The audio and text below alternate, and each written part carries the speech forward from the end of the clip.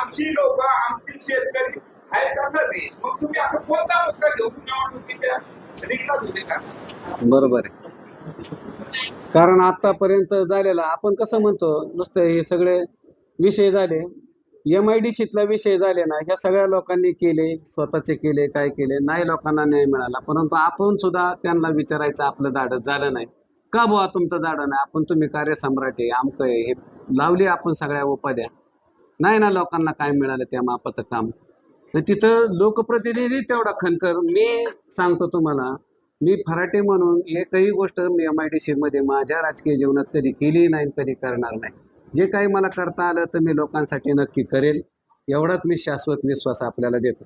आज तर माझ्याकडे काय नाही, तुम्ही मी सारखंच आहे असं, म्हणजे अजिबात त्याच्यात काहीच नाही पदक. मी 40 वर्षापूर्वी 37 वर्षापूर्वी ज्या लोकांनी मला पाहिले तो तसाच आहे मी अजूनही. म्हणजे मी काय राजकारणातून बाजूला सरलो का नाही, काय मिळालं तरी राहिलो, संघर्ष करत राहिलो. लोकांच्या माझ्या देखत लोक तिथं कितीतरी पैसे मिळवायला लागले. मला त्या टायमाला लोक म्हणायचे, राव तुम्ही फक्त वाळूत नका, फक्त नुसतं थांबा, तुम्हाला आम्ही आपोआप पैसे आणून देतो. काय करायचंच मला वाटलंच नाही त्याच्यामध्ये. परंतु आज ह्यांनी सांगितलं मगाशी की ते अत्यंत वास्तव सत्य आहे की जो लोकप्रतिनिधी तो MIDCची नुसती चर्चा करतो, काम करतो, काम त्यांच्याच लोकांना, काम त्यांच्याच जवळच्यांना